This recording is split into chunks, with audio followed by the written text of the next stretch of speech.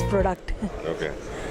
I think for the last 100 odd years, the industry is using compressed air as the force for atomizing the paint.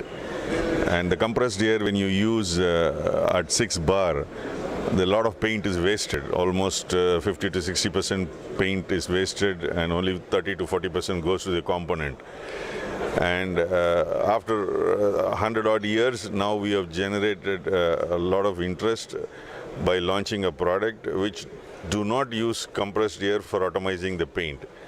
Instead of compressed air, it uses a dry, warm, dehumidified air, and this air is sprayed at a pressure of 0.6 bar instead of conventional 6 bar pressure. So at such a low pressure, the wastage is very, very minimum. So you have transfer efficiency at least increased by 30 to 40%. So you have paint savings. Plus, elimination of compressed air eliminates a lot of problems related to compressed air, like humidity content, particulates content, oil content, and the power saving equivalent compressor is also almost 50%.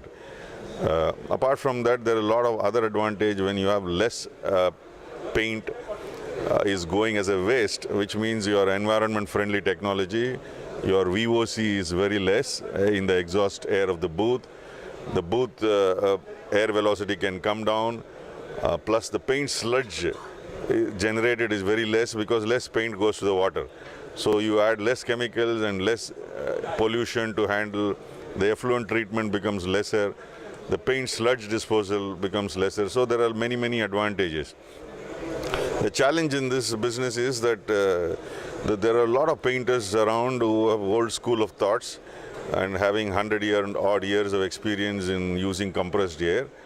To change their mindset and then make sure this equipment is compatible along with the painters as well as the paint is a challenge. So it's not a plug-and-play equipment. It requires a bit of incubation period during which we have to hand-hold the customer and then go through with them the experience and making sure that parameters are set and repeated as good as in a compressed air system.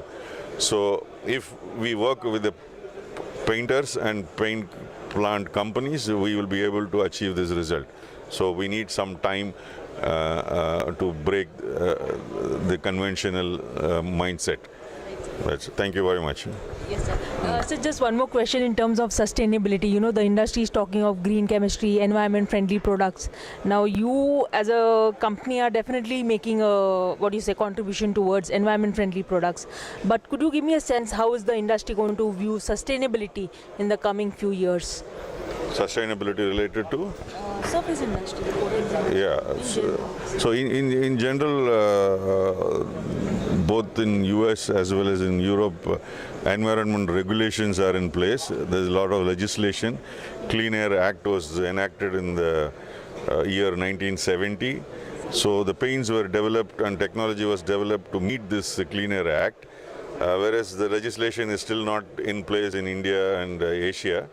So, but there's a consciousness is increasing. So based on the consciousness and the awareness, I think people are planning to go towards environment-friendly products. So when you mean environment-friendly products, this is one step in the same direction. So this product can cut down a lot of VOCs, paint sludge systems. So it's a very, very environment-friendly. That's it. Thank you so much. It was great speaking to you. Thank you very much.